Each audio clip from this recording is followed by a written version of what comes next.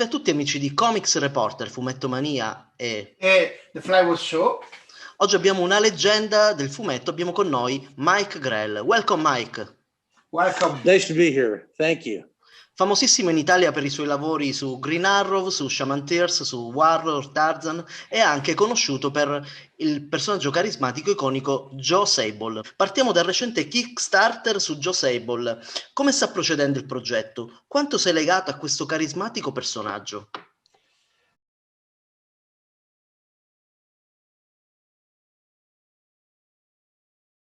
The Kickstarter went fabulously well. We exceeded our goal by almost double, and the project is well underway. As you know, it's a reprint volume. It's the first of several volumes that will be 400 pages each, and hardcover. Never been in this kind of a format before. I've been very, very fortunate to work with some really great people on this. My editor, Jeff Messer, who's been very staunchly supportive of this right from the very beginning. And Glenn Hallman, who's with us at Comic Mix, is lending a hand. Glenn has access to all the files. He knows where all the bodies are buried. For myself, working with characters like Green Arrow and the Warlord and Batman and Iron Man over the years, it's been really great. I'm 48 years in this business now, longer than you've been alive. Wow. So I'm really blessed to have had such a great long career and had the opportunity to work on some of my all-time favorite characters as time has gone by. Sable is my favorite among my own creations, very near and dear to my heart. And I'm really excited to be bringing back so that people who missed him all those years ago will get a chance to read the full story. And then there'll be another new Sable story on top of that.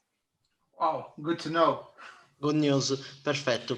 Allora, a proposito della tua lunga carriera, appunto sei un veterano nell'industria del fumetto. Quanto è cambiato questo mondo dai tuoi esordi ad oggi?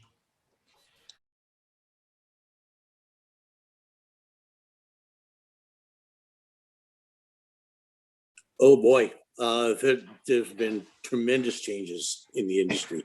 For starters, I mean, probably the biggest one is the advent of digital, both in terms of producing art and distributing it, getting it into the hands of the readers. I'm still working analog. Okay, this is me. Pen and pencil. But I did have to eventually join the 21st century and learn how to do some stuff in Photoshop just from a production standpoint. And of course, the advantage now is that I don't have to rush off to the post office or Federal Express in order to ship something on a last minute deadline. I can do that with a click of a button, and that's much faster, much easier. The industry when I started, it was almost like medieval times, or at least a feudal society where the companies were the kings and the artists and writers were the peons, the peasants, and nobody got any royalties for their work. Nobody had any kind of creator ownership or participation in anything in the way of merchandising or film or television or anything like that. It just was not done at that time. So I was very fortunate to have come in just on the cusp of that. And I'm very proud of the fact that I was one of the very first creators to break away from the majors and work on my own properties where I could own the characters, own the project, and benefit from it in terms of royalties. There are a lot of guys today who are retiring off the royalties that they've earned on the characters that they created after that point. That never would have happened if a few of us hadn't just decided to break away and start doing our own thing. Mario, hai qualche domanda per il nostro ospite, per favore? Assolutamente, ne abbiamo una dal pubblico che ci chiede di tutti i personaggi con cui hai lavorato dall'inizio della tua carriera fino adesso, qual è stato il personaggio con cui ti sei relazionato meglio?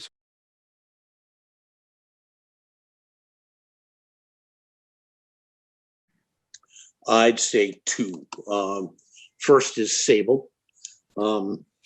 When I was approached by Mike Gold at First Comics to come over there and create anything I wanted to do, I was given carte blanche to do any sort of character, any type of character at all, any subject matter that I wanted to do.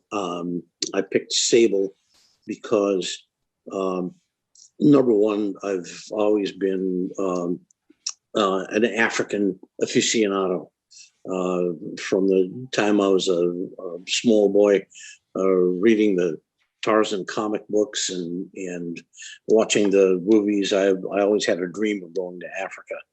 And I chose that background for the character for that reason. And for the other reason that I knew that if I was going to turn out my best work, I needed a character and a setting that would draw that out in me, give me the ability to do stories that were centered in parts of the world that I was interested in, and the kind of hard-edged, real-world sort of stories that I was able to do with Sable. I had gotten tired of doing muscle-bound superheroes in skin-tight suits, and that turn on Sable led me to Green Arrow, the Longbow Hunters. I had done Green Arrow early in my career, starting with backup stories in several of the titles, and then moving on to Green Lantern, Green Arrow with Denny O'Neil. And I always really enjoyed the character. So once again, Mike Gold, the editor, gave me a call and said that he had just moved over to DC Comics, and was there any character that I liked well enough to bury the hatchet and come back to work over there? And we talked for a bit, and he said, well, what about Green Arrow? I said, Green Arrow has always been my favorite comic book character. Still is. I mean, even among the things that I've created, I like that character very, very much. And he said, think about this. Green Arrow as an urban hunter. Well, that was sort of the theme of Jon Sable to begin with. And he knew that would trigger something in my imagination, and it did. And my time on the Green Arrow character was just fantastic.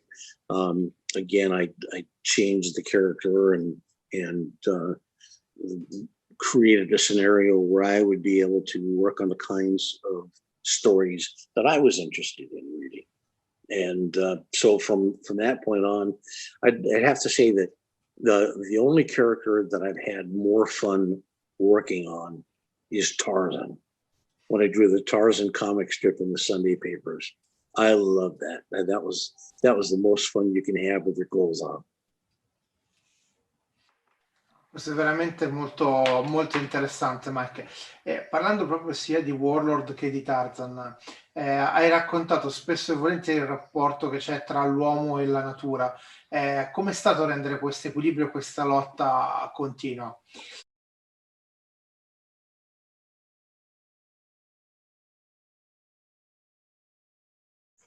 I grew up in a very small town in northern Wisconsin, 100 miles north of Green Bay. population probably under 1,000 people then. It's half that right now. And I grew up close to nature. I played Tarzan when I was a kid, swinging in the trees and everything else, but also in that part of the country at that time, it was poverty stricken. There were no jobs, if my father was fortunate enough to have a job as a lumberjack. My childhood was always close to nature, and so I developed a great respect for nature and the wild. In those days, if your father didn't hunt, the family didn't eat meat. So I learned to hunt. I learned to, the things about making your way in the forest, becoming as close to a part of the forest as possible. I had a squirrel come down a tree once and sit in my arms and eat a pine cone. I had a whole flock of chickadees, little birds about so big, land all over me one day because I was doing my best to blend in with the forest. And if I hadn't been there at that time, I never would have had that experience. The theme that goes through so much of my writing is very much the conflict between man and nature, and the nature of man. I don't pretend to have all the answers, but I have tons of questions that I'd love for somebody else to figure out what the answer is. So if I can raise those questions in people's minds, rather than stepping up onto a soapbox and preaching, like handing down, my word is everything. My word is not everything, but my questions, I think, are important. And if I can get people thinking about those questions that I raise, maybe they'll come up with an answer and then they'll tell me. That's a good point, actually. Yeah. Mike, ti ricordiamo anche per il tuo breve ma molto bel lavoro per la Image Comics con i 2 numeri pubblicati di Shaman, un altro personaggio iconico sempre ambientato sulla natura. Cosa ricordi di quell'esperienza? C'è la possibilità di vedere di nuovo le avventure di questo personaggio, di questa serie, per favore?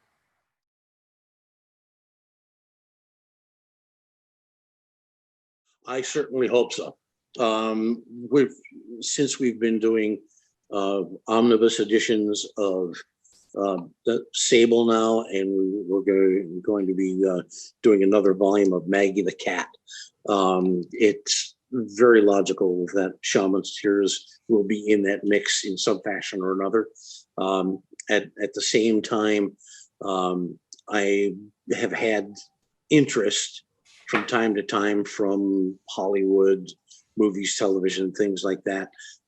So far, it hasn't gone in anywhere in terms of development, but I have my fingers crossed and always hopeful.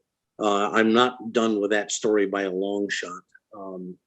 I think it has great possibilities to take that character, especially in the world that we live in today, the way everything has changed so suddenly. It's been a very dramatic lesson to us, just how fragile the earth is, and we need to do a better job of taking care of it and each other. Actually, yeah, indeed. Ok, allora Mike, facciamo l'ultima domanda. Quando ho avuto il piacere di conoscerti a Providence, abbiamo un po' parlato e ci hai raccontato delle tue origini italiane. Qual è il tuo rapporto con l'Italia?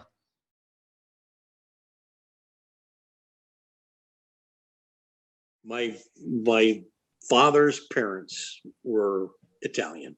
They came from Italy. My grandfather came in 1909, and my grandmother came over in 1912.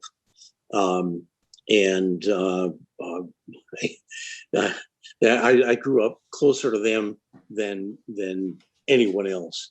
So I always felt a very strong kinship with Italy and everything Italian. I don't speak I used to say I speak fluent food. I can order food in Italian and know what I'm getting, right? But that's about it.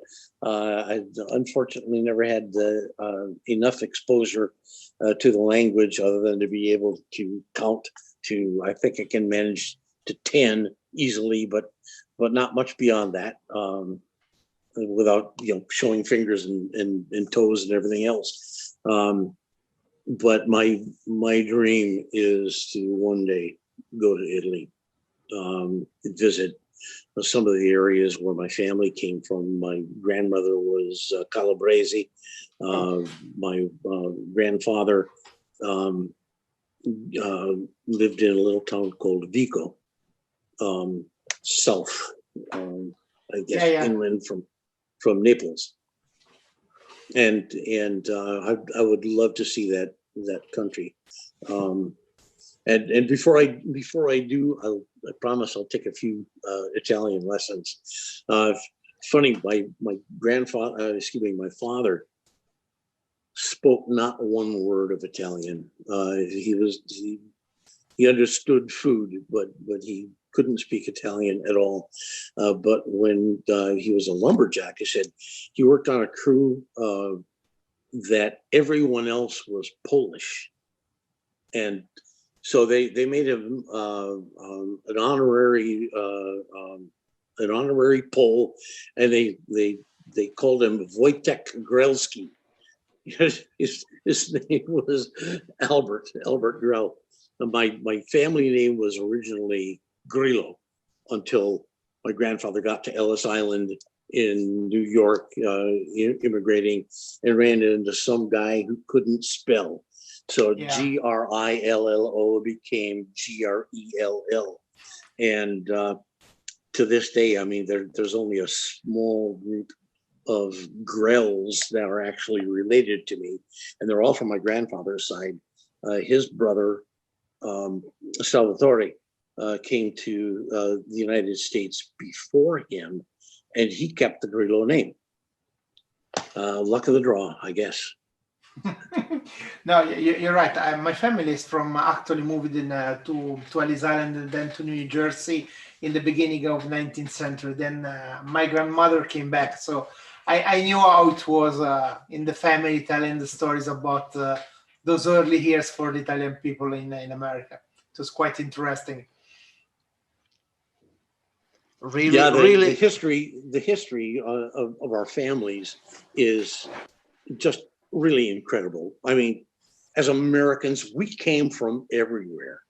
I mean, that was the whole idea of America, the great melting pot where people from anywhere could come and make their way.